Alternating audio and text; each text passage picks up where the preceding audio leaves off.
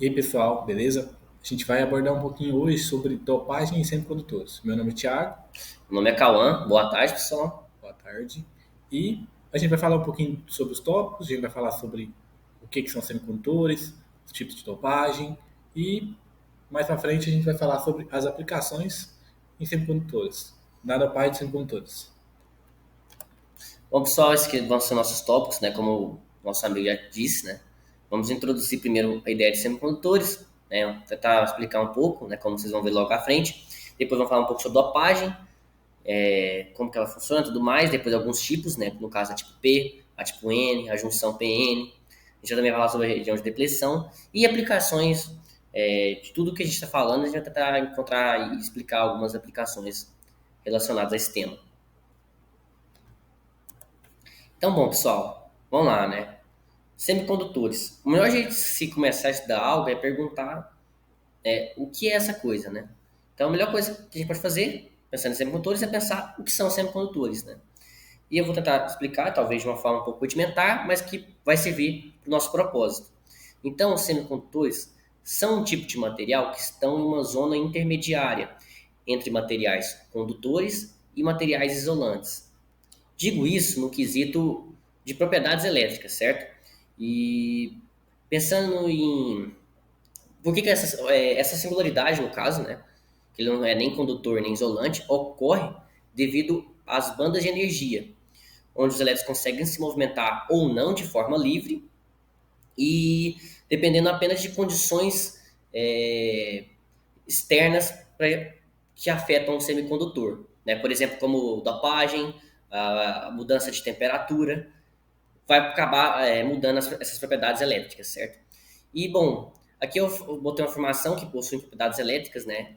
E os semicondutores possuem essas propriedades de forma singular, né? Como eu disse, né? Porque, explicando de forma melhorada um pouco, os semicondutores possuem uma banda de energia proibida, chamada band gap, onde que separa os níveis de energia ocupados dos vazios e isso faz com que os elétrons consigam se movimentar com maior grau de liberdade do que no isolante e com menor do que no condutor, né? Então ele fica entre um e o outro, certo? Então uma explicação um pouco mais melhorada seria isso, então, né? Talvez um pouco rudimentar, talvez, mas que serve ao nosso propósito por agora, do que é como semicondutor. E agora a gente vai estar falando, então, continuando, sobre a dopagem em semicondutores, né? Seguindo o mesmo modelo que eu falei no slide anterior, né? A gente vai começar se questionando. E o que é dopagem, então, né? Vamos lá, né? Bom, dopagem é um método de introdução de impurezas em materiais que vão modificar a estrutura, as propriedades elétricas desses materiais, certo? Então a gente é como se pudéssemos regular a condutividade do material, criando regiões com excesso ou deficiência de elétrons. Então, isso seria a ideia de dopagem inicialmente. E aí, né, eu coloquei outra afirmação embaixo, né, que a dopagem controla as propriedades dos semicondutores, no caso, as propriedades elétricas, né? Assim como eu disse, né, a dopagem vai modificar, né, essas propriedades e, por exemplo, a condutividade a condutividade elétrica do material pode facilitar essa condução ou dificultar, né? Então, essa seria uma ideia primeira aí do que seria essa ideia de dopagem em semicondutor. Agora a gente vai tentar entrar, né, nos tipos de dopagem, né, que é a P, a N, a PN, e eu vou falar sobre a P, certo? Então essa aqui é a dopagem do tipo P, onde a gente introduz impurezas aceitadoras que vão criar, né, essa região de deficiência de elétrons, que a gente pode ver aí pela imagem, como vocês podem ver. A gente tem uma lacuna, como eles chamam, né, que é essa zona de deficiência de elétrons, e isso vai tornar o material menos condutor. Então, como tudo faz sentido agora. A gente explicou que era semicondutor, que ele ficava em meio termo, né, numa zona intermediária entre isolante e condutor. Depois explicamos do batch dopagem, né, que faria, né, com que modificasse as estruturas do material. No caso, por exemplo, dos semicondutores, né, muda também as propriedades elétricas, a gente está mostrando na prática isso acontecendo. A gente dopa o semicondutor, retirando, né, um átomo da sua rede cristalina e colocando um que tem menos átomos na camada de valência, né? E cria essa deficiência, né? Fazendo essa lacuna. Pessoal, a gente vai falar um pouco agora sobre dopagem do tipo N. Pela imagem aqui, a gente está vendo que a gente tem um material feito de silício, né? Como a gente pode ver, o silício ele tem 4 elétrons na camada de valência. Então, ele é um átomo tetravalente. O que seria a dopagem do tipo N? A dopagem do tipo N é você tirar alguns átomos, por exemplo, você tira um átomo de silício e coloca algum átomo, esse o átomo de potássio. O que seria esse átomo de potássio? O que ele agiria? O átomo de potássio ele tem 5 elétrons na camada de valência. O que isso significa? Que quando você colocar ele na rede, ele vai preencher todas as ligações covalentes e vai sobrar um. E o que esse elétron vai fazer? Esse elétron ele vai servir como um elétron livre. Então ele vai participar da condução desse material. Então quer dizer que quando você dopa um material do tipo N, significa que você está aumentando a condutividade desse material, certo? É bem parecido com o que o meu colega Calma falou, só que a dopagem do tipo P, você coloca uma impureza com menos elétrons, o que dificulta a condução do material, e a do tipo P você adiciona impurezas que aumentam a condutividade do material. E o que seria essa junção PN?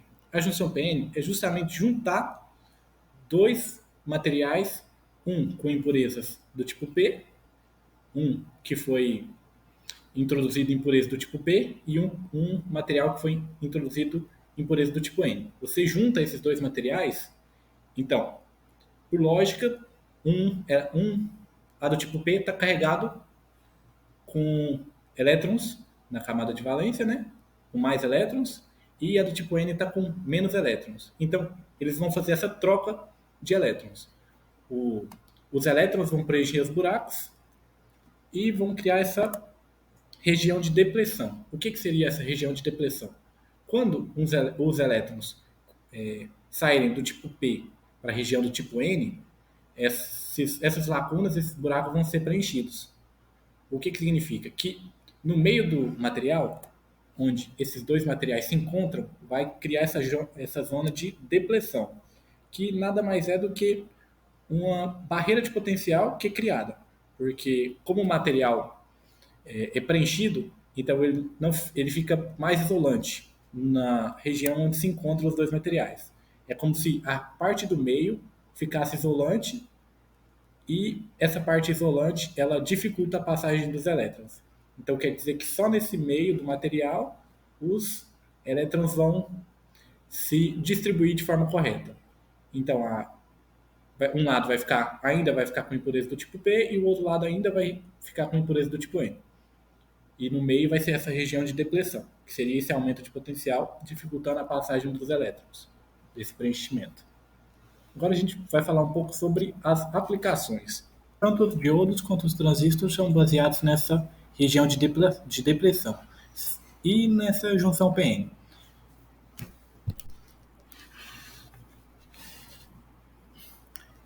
Então você vai colocar impurezas aceitadoras e doadoras em certas regiões do material, que vai melhorar o fluxo e a condução do material. Isso vai ser muito importante tanto para os diodos quanto os transistores. Posso falar, né? Bom, agora a gente fala também outras aplicações, né, dessa dopagem em semicondutores, que são essencial na criação de circuitos integrados, né? Como, por exemplo, chips, né? Também a gente tem sensores, né, que só são possíveis graças a essa técnica de dopagem, né?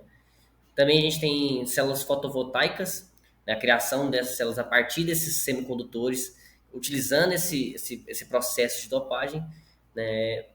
Então, né, falando então, essas aplicações só, né, para a gente finalizar, né, mostrar um pouco onde é abordado. Então, acho que a gente conseguiu aqui nosso objetivo de mostrar um pouco sobre o tema, né, explicar e falar um pouco sobre essas aplicações no final, né? Não muitas, mas algumas que já encaixam e explicam o quão importante é esse método e o quão importante são os semicondutores. Então, obrigado, pessoal. É isso.